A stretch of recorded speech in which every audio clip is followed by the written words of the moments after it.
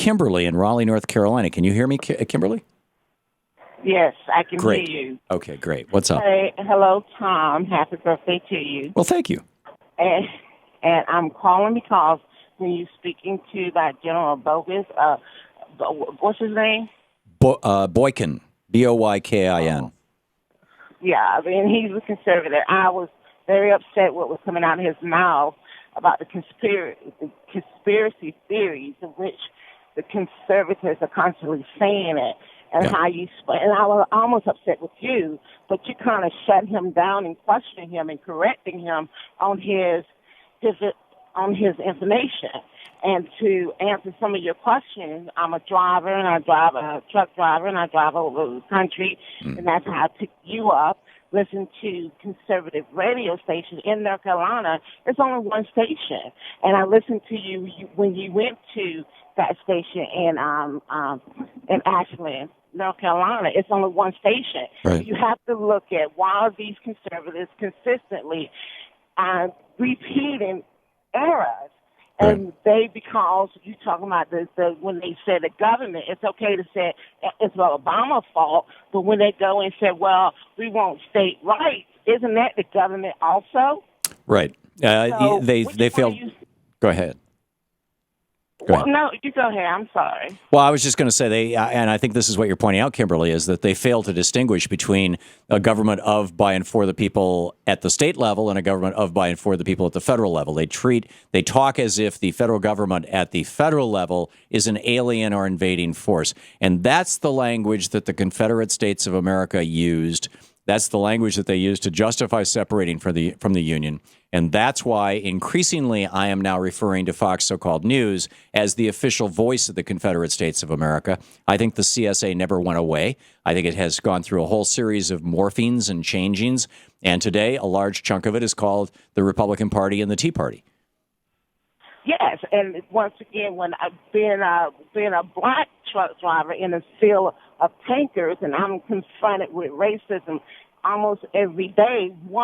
The comment I get, and I'm like floored by it. Well, one driver, he told me I'm one of the lucky ones.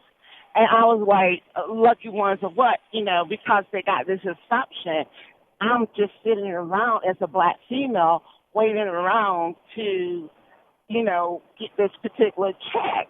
They don't know the value of the check. They don't know what you got to go through to get the check, because I told someone it takes 45 days of going to social service to get any benefit from the state level government. But when you was dishing out, the banks was dishing out billions of dollars, they went through 30 days and they got a check and they ain't had a valid date that they need the money. I'm curious, Kimberly, as a black truck driver, as an African American truck driver, you said you have experienced racism. Can you tell us some stories that might allow clueless white people to have some sense of what your experience has been? One, I'm in the driver's seat. I'm in the fuel line. I'm getting out of the truck. I pulled the brakes, and this white guy going to ask me, "Do you drive the truck?" What? And I'm not in the driver's seat. Pull up, driving, turn the bit up, got in the driver's seat.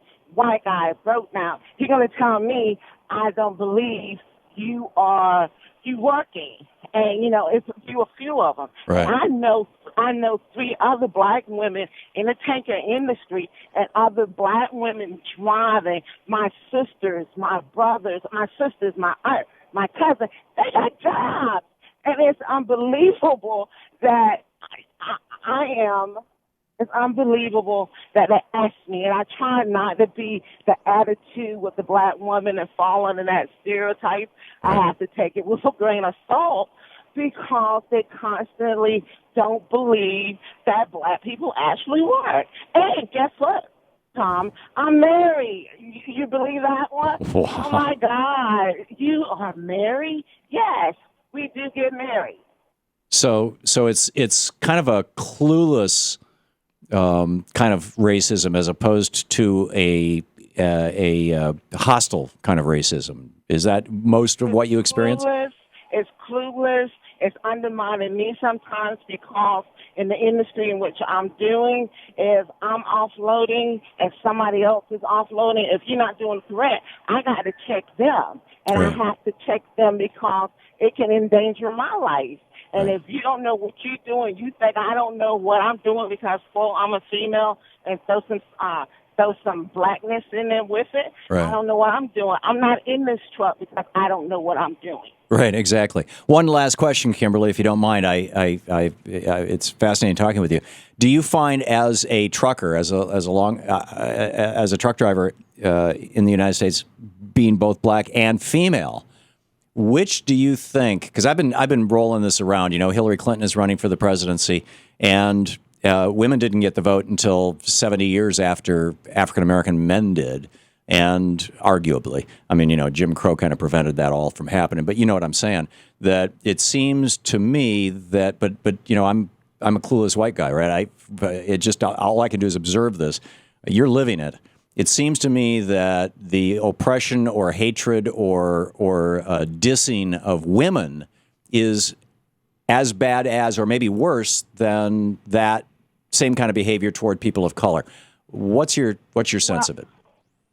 Well, I'm saying that it is, yes, it's been undermined, and with that undermining, with the ability of the radio, I'm allowed to listen to variety of opinion. I listen to progressive, I listen to urban, BBC, Fox News, even because, as I tell my other driver, Sister Teresa, that you may not want to hear what they want to say, but you got to hear it.